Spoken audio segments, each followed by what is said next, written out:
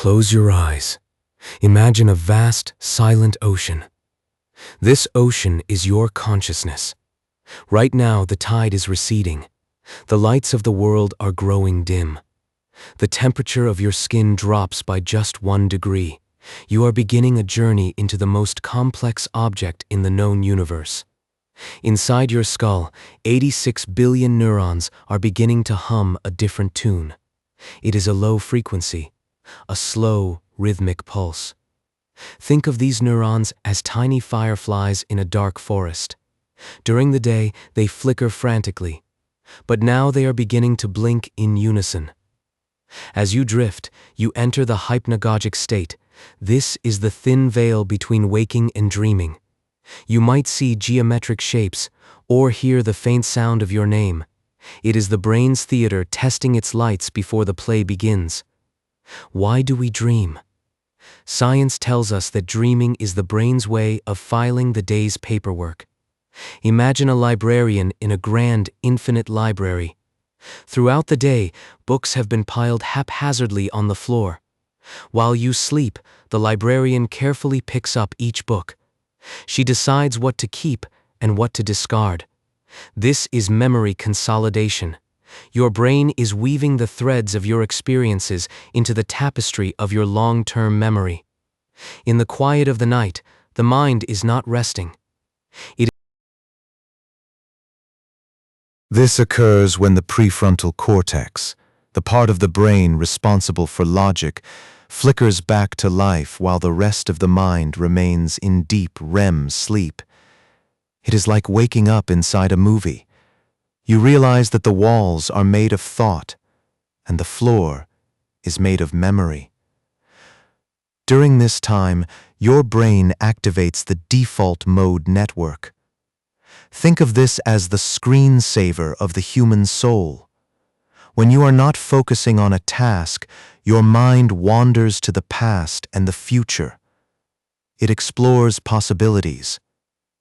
It practices empathy.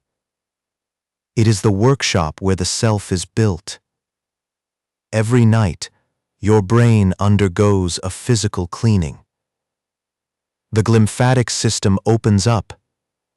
Cerebrospinal fluid washes through the corridors of your mind. It is a gentle, microscopic tide. It carries away the metabolic debris of the day. You are being refreshed from the inside out.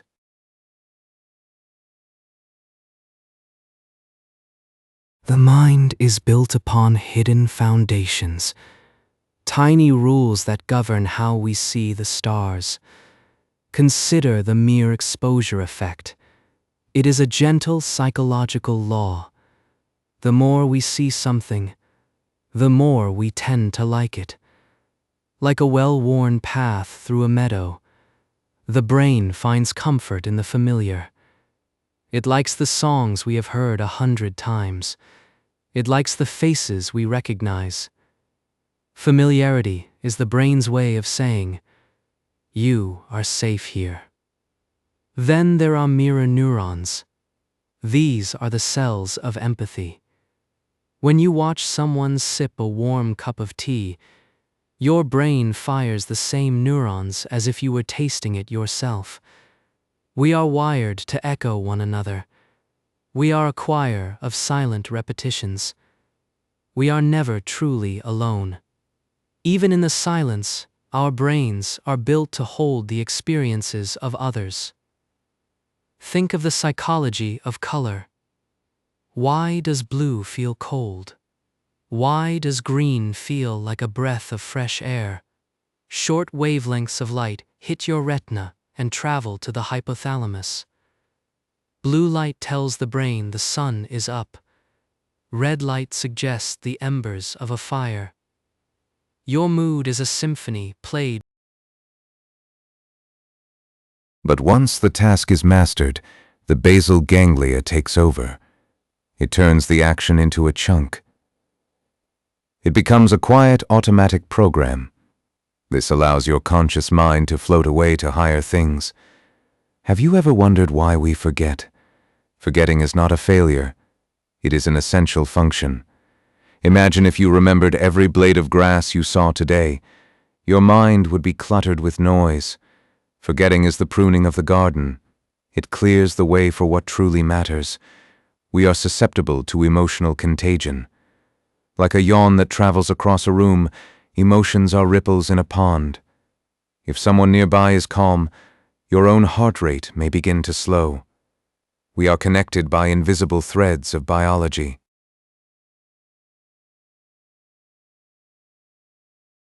As we drift deeper, we encounter the flow state. Athletes and artists call it the zone. It is a state of selfless absorption. The ego vanishes. Time seems to dilate. In flow, the brain's critic shuts down. You become the music. You become the brushstroke. There is a profound peace in disappearing into a task. When the eye goes quiet, the world becomes clear. Think of the sensation of frisson. Those sudden chills that run down your spine when you hear a beautiful piece of music. This is the ancient reward system of the brain. Dopamine floods the striatum. Your brain is surprised by a harmony or a sudden shift in tone. It is a physical reaction to the sublime. Consider the overview effect. Astronauts experience this when they look back at Earth from the silence of space. They see a tiny, blue marble protected by a thin, glowing atmosphere. Suddenly, all earthly conflicts seem insignificant. Their psychology shifts. They feel a deep, overwhelming sense of unity with all living things. You can feel this too, right now, by realizing you are a part of that same blue marble. Nostalgia was once thought to be a sickness.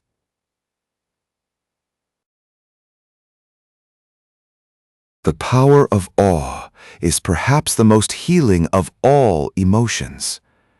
When we stand before a mountain or look into a telescope, our sense of self shrinks.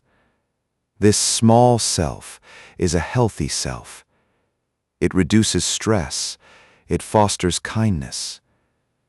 In the presence of the vast, we find our true place. Your brain is the most complex structure in the known universe. It has more connections than there are stars in the Milky Way galaxy. It is a biological miracle of electricity and water. And now, its work is done for the day. The fireflies in the forest are all blinking together. The librarian has finished her filing. The ocean of your mind is still. The tide is fully out. The stars are far away, and the room is very quiet. You are resting now. You are exactly where you need to be.